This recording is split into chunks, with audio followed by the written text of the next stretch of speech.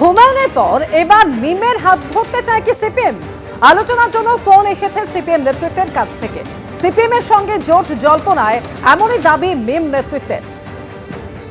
CPM নেতৃত্বের কাছ থেকে ফোন এসেছে জোট জল্পনা নিয়ে। এর মধ্যে মিম নেতৃত্বের তরফ থেকে এমনই দাবি করা হয়েছে।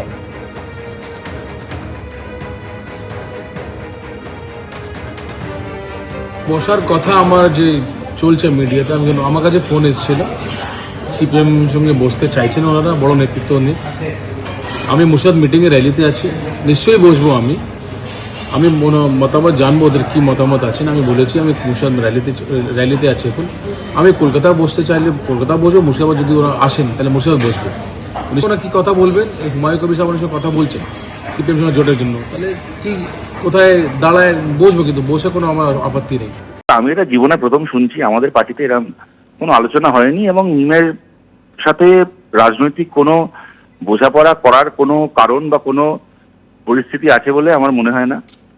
আর পশ্চিমবাংলাতে মিম বলে কোনো পার্টিও সত্যি কথা বলতে সেই অর্থে নেই। ওরা হায়দ্রাবাদে কিছু আসন ওদের আছে, বোম্বেতে বা বিহারে কিছু আসনে প্রতিদ্বন্দ্বিতা করে। পশ্চিমবাংলার যে এমনকি বাঙালি মুসলমান সমাজ, তার সঙ্গেও মিমের রাজনীতি বা সামাজিকভাবে কোনো মিল নেই। আর আমাদের পার্টির যা বোঝাপড়া বা আমরা পার্টির রাজনীতিকে যে চোখে দেখি, তার সঙ্গে মিমের মতো কোনো দলের সাথে কোনো রাজনৈতিক সমঝোতা হওয়ার কথাও না। সুতরাং আমার মনে হয় না যে এগুলোর কোনো ভিত্তি আছে বলে। দেখুন, বিধানসভা নির্বাচনের আগে কে কার হাত ধরবে, কে কার সঙ্গে জোট গড়তে চায়, এই নিয়ে একাধিক জল্পনা তৈরি হয়েছে। বিশেষ করে হুমায়ুনের পর এবার কি মিমের সঙ্গে, অর্থাৎ হুমায়ুনের জনতা উন্নয়ন পার্টির পর মিমের হাত ধরতে চাইছে সিপিএম। এই জল্পনা কেন জোরালো হয়েছে? কারণ মিম দাবি করছে যে আলোচনার জন্য ফোন এসেছে সিপিএম নেতৃত্বের কাছ থেকে। সিপিএম এর সঙ্গে জোট জল্পনায় এমনই দাবি মিম নেতৃত্বের।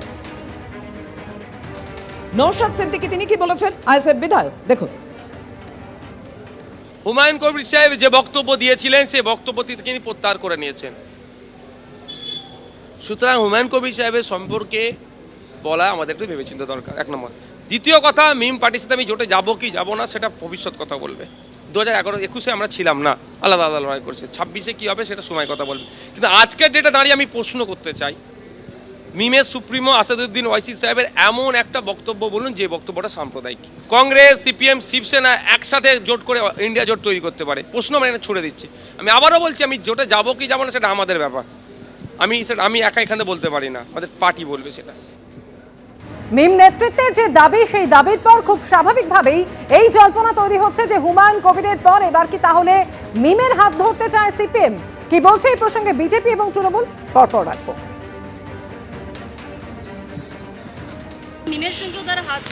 দেখুন, কার হাত ধরবে আমাদের জানা নেই। বামফ্রন্টের অবস্থা হচ্ছে এখন হয়ে গেছে সেই ছেলে বা মেয়ের মতো, যা 3 মাসের বেশি বয়ফ্রেন্ড বা গার্লফ্রেন্ড টেকে না। আজকে বলতে বাধ্য হচ্ছি যে সিপিএম এর অবস্থা, আমি ভিখিরিদের ছোট করছি না, রাস্তার ভিখিরিদের থেকেও খারাপ। আজকে ভাবুন, একটা দল যারা 34 বছর রাজ্য শাসন করেছে, তাদের এইটুকু মুরদ নেই যে নিজের দমে লড়বে। সকলের কাছে ভিক্ষের দৌড় নিয়ে যেতে হচ্ছে, আমায় একটু জায়গা দাও, মায়ের মন্দিরে বসি। এই মোহাম্মদ সেলিম একটা আদ্যন্ত কমিউনাল লোক, যে নিজে একটা এমএলএ সিট জেতার জন্য কখনো হুমায়ুনের পায়ে পড়ছে আর আজকে মিমকে ফোন করছে। কত নামাবে এই দলটাকে। আসলে তো শূন্য হয়েছে, এরপর শতাংশে শূন্য হয়ে যাবে সিপিএম, ভোট শতাংশে।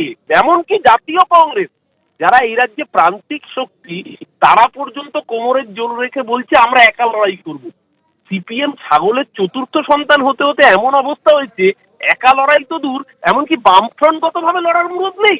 আজকে গিয়ে হুমায়ুনের পা ধরতে, হুমায়ুনের মন বুঝতে চাইছে। এবিপি আনন্দ, এগিয়ে থাকে, এগিয়ে রাখে।